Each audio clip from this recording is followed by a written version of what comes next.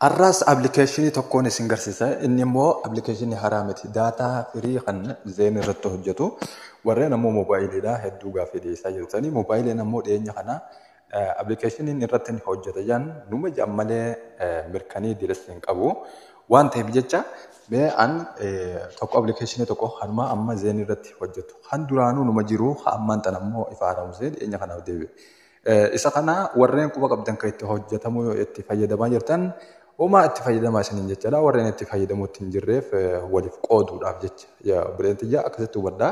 Inni ammoo appilikeeshinoota biyya Saudi Arabiyaa malee bakka biraa maaliif gadi hin dhiifne jettan maaliif biyya san waan hin jirreef jecha appilikeeshiniin hogguu galakkisamu biyyoota garaagaraatiif galakkifama. Ammoo asirratti ni argina biyyoota garaagaraatiif akka dalagu.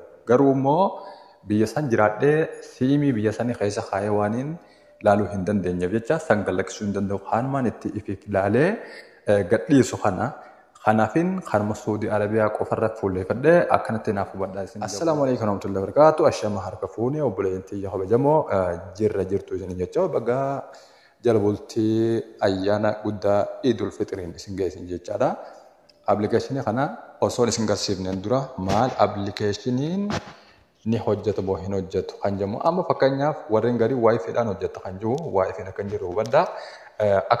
Akkasumatti deebisee ammoo YouTube gubbuu seennee YouTubein data ni argitan jechuudha.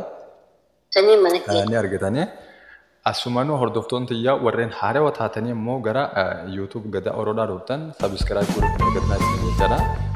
Mee asumaan deemnee halaallu viidiyoo kana keessatti data free kan duraanii keessatti hojjetu ni jira. Allahumma ja'al kanaas akka hojjetaa jiru ni argitan. Komentii barreessuu qofa osoo hin tahin warreen sirriitti hojjechuu fididee hoottaa isiniin garsiisa isin jechaadha. Warreen ammoo karaa kanaan dhuftan hordoftoonni tiyya kabajamoo subscribe godhuu hin dagatina warreen haaraan dhuftan isin jechaadha. Mee sanni halaallu appilikeeshiniin kun kanuma isin duratti beektan serveriin isaatis kunoo kanuma mee isa kana stop godhan halaallu. Amma yooniin daataa dhaamsee daataan gaa wanta kanatti hojjetu. Fakkeenya amma isa kana dhaamsee warreen amma isa kanatti hojjetan jirreef isin agarsiisuuf YouTube yookaan bakka reefu san hoggusan akkana ni mara malee hin hojjetu. Lammadammoo serveriin isaa waan rakkisaa miti. Kana serverii kana itti fayyadamaa jirtan jeetii yaada. Warreen serverii kana itti fayyadamaa jirreef kajalaa kanarra ni kaayatanii. Zeen firii neew Saudi Arabiyaa kayyuu alaabaa lama qabu kan isa kanarra kaayatanii serverii isa jalqabaa kan lammaffaa immoo zeen kanuma immoo alaabaa lama qabu kunis akkuma tokkicha jedha. Isa kanarra hogguu kaayatan mee ni dalagamu hin dalagu kayyuu fuuluma keessan duratti irratti isin garsiisa amma hojjetaa kan jirra immoo isin garsiisan jira. Mee starting godhaa amma stop godheen.